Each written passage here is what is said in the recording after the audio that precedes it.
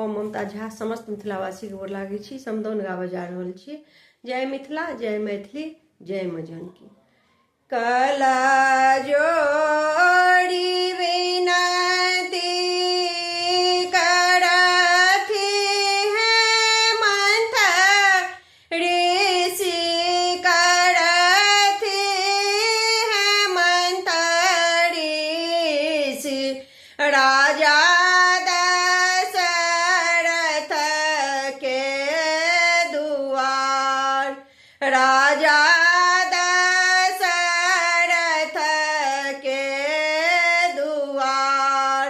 कला जोड़ी विनती करथि हैं मंथ ऋषि, करथि हैं मंथ ऋषि। राजा दशरथ के दुआरी, राजा दशरथ के दुआर। आई सीता दाई सासुर जेती, सासुर जेती। तनिका क्षमब अपराध, तनिका क्षमब अपराध। आई सीता दाई सासुर जेती, सासुर जेती। तनिका क्षमब अपराध, तनिका क्षमब अपराध।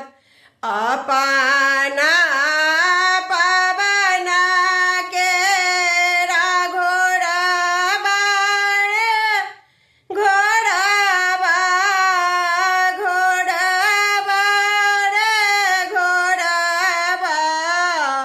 राम लखन सवार, राम लखन सवार।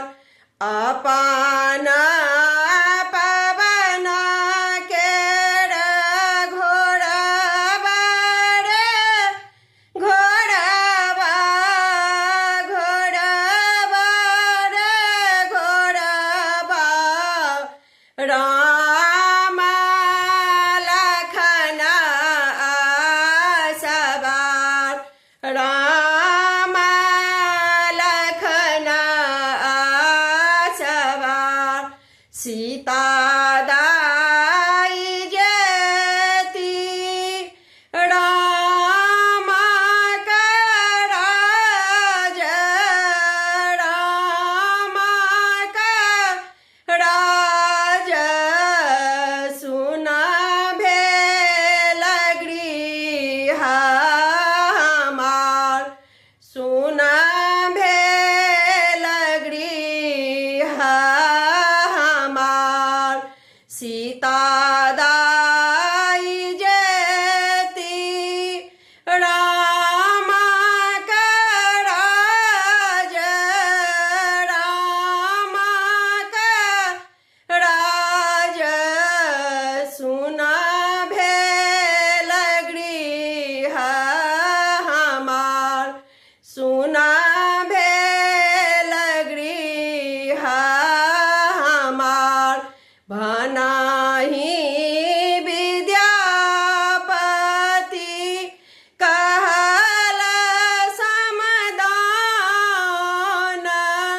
कहल समदान।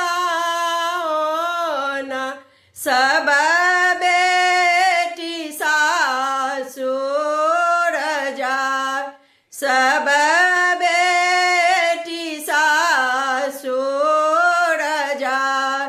वनाही विद्यापति कहल समदान, कहल समदान। सब बेटी सासुर जा, सब